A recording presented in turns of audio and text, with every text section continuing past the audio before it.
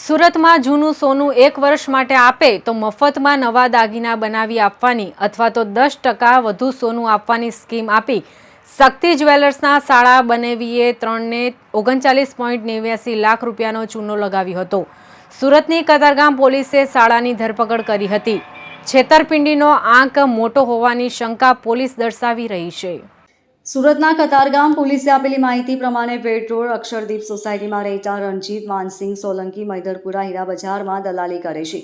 તેમના પુત્રના લગ્ન નજીકમાં હોય તેઓ 8 વર્ષથી જેની પાસે દાગીના બનાવતા હતા તે શક્તિ જ્વેલર્સમાં ગત ડિસેમ્બર 23માં ગયા હતા। સિંગણપોર 4 રસ્તા પાસે આવેલી આ જ્વેલરી શોપ અમિત દિલીપ સોની તેના સાળા તુષાર દીપક રાણીંગા સાથે ભાગીદારીમાં ચલાવતો હતો। હીરા દલાલને નવા દાગીના બનાવવાના હોય શાળા બનેવીએ તે ઓગાળી નાખ્યા હતા, જેનું વજન 400 ગ્રામ થયું હતું। આ દાગીના 1 વર્ષ બાદ બનાવે તો તેટલા જ ગ્રામના નવા બનાવી આપવાનું અથવા તો 40 ગ્રામ સોનું વધુ આપવાની ઓફર કરતા હીરા દલાલે વાત માની રાખી હતી।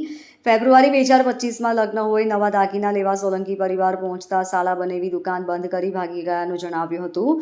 પોતાના 28 લાખના દાગીના પડાવી લેનાર શાળા બનેવી અથવા લાઇન્સ હિમાંશુ સોસાયટીના રમેશ મોરડિયા પાસેથી 10.5 લાખની કિંમતનું 150 ગ્રામ સોનું અને કતારગામ રમણનગરના પ્રફુલ્લ ગોહિલના 1,36,000 રોકડા પડાવી લીધા હોય ત્રણેય કતારગામ પોલીસ મથકે પહોંચ્યા હતા।